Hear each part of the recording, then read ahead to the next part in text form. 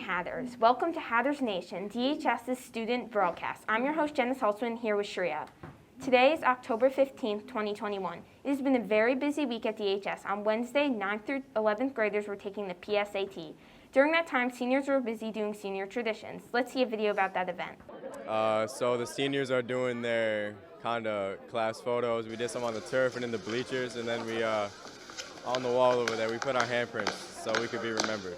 The picture went pretty well. It was a little chaotic at first, but we got it done. I think it went pretty well.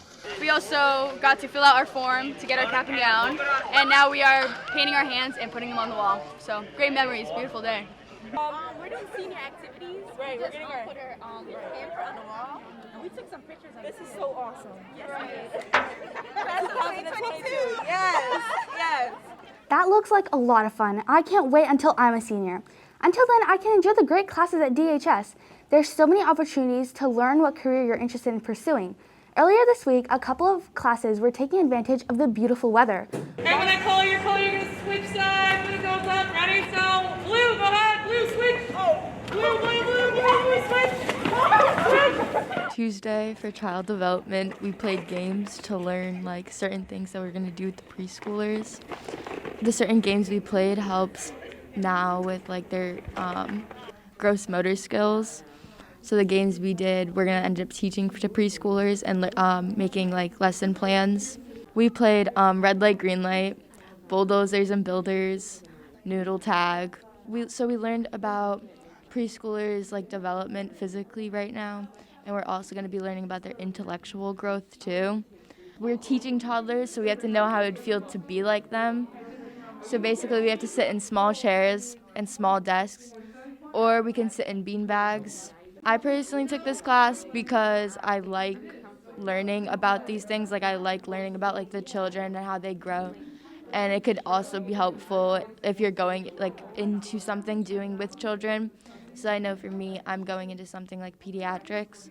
So it'd help like if you're going into a specialty like that, or even if you want your own children, it could help you like learn about like get background knowledge for it. 2, 3, let it go. I remember playing red light, green light when I was a kid. That class looks like fun. I'm sure that those students have to be mature and patient to be able to work with actual preschoolers. Now we have a clip from Junior Reserve Officer Training Corps.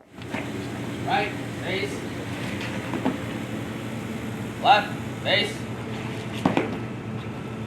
Up, out, face. For Air Force Junior R2C, the first couple of weeks we focus on learning how to march as a team or a unit. We call it drill and ceremonies. The first things that we learn is how to fall in as a team or a flight. The flight usually consists of 3 elements of 3, so you'll see about 9 people falling in.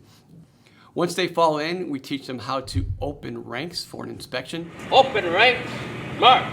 So they would open ranks. The first element would take 2 steps forward, the middle element would take 1 step forward, and the other element would remain where they are.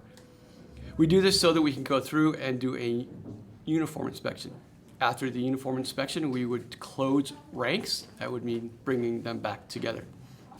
Once we've concentrated on them falling in, open ranks, and close ranks march, the next things we would concentrate on is how to give a salute, or we call that present arms. Present arms. So we'd present arms and then order arms that would be dropping the salute. And lastly, we would then start teaching them how to march. Up, out, face. Left, face. I do it. Just give it right there. Just give it about face. Up, out, face. Same thing. March down there. Forward, Halt. arch. Left. Left. Left. Right. Left. When they're marching, we would want them to focus on 3 things. Staying aligned with the person on their right, staying aligned with the person in front of them, and everybody keeping the same step or cadence. Left, right, left, right. And then finally, we would all want to stop together, and that would be flight, halt. And everybody would take 1 more step and stop together. We would hope once we've learned this, that everybody would stop and they would still be aligned to the person on their right and person on their left. And that's what we teach over the first couple of weeks in Air Force Junior ROTC drill and ceremonies. Up, out, base. Reach farther back and turn to the right. Right foot behind the left and turn to the right. Make sure you pivot on your heel though, not your toes, okay? So bring your heels together. Face your flight. The JROTC cadet demonstrates their skills by posting the colors or bringing on our country's flag at the home football games and at Board of Education meetings. Moving on to DHS school culture and environment.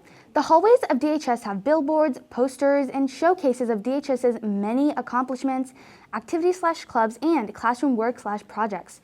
These portray what DHS has to offer with their many after-school programs and clubs, as well as engaging classroom activities.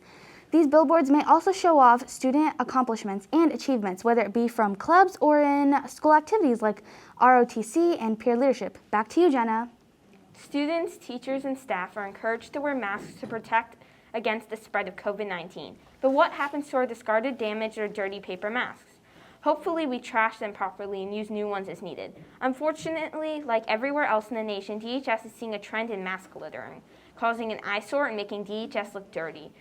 Throwing our masks on the ground or leaving them lying in open spaces can potentially be bad for our health. Although there is a very low chance you could spread COVID-19 on paper-littered masks, anyone like janitors or maintenance workers who come into contact with these masks are at risk. Also, littering masks is definitely bad for the environment. Masks can be mistaken for food by wildlife. Rain can also wash them into storm drains, rivers, and oceans. Wearing masks can be mandatory at DHS, but disposing of them properly should be too.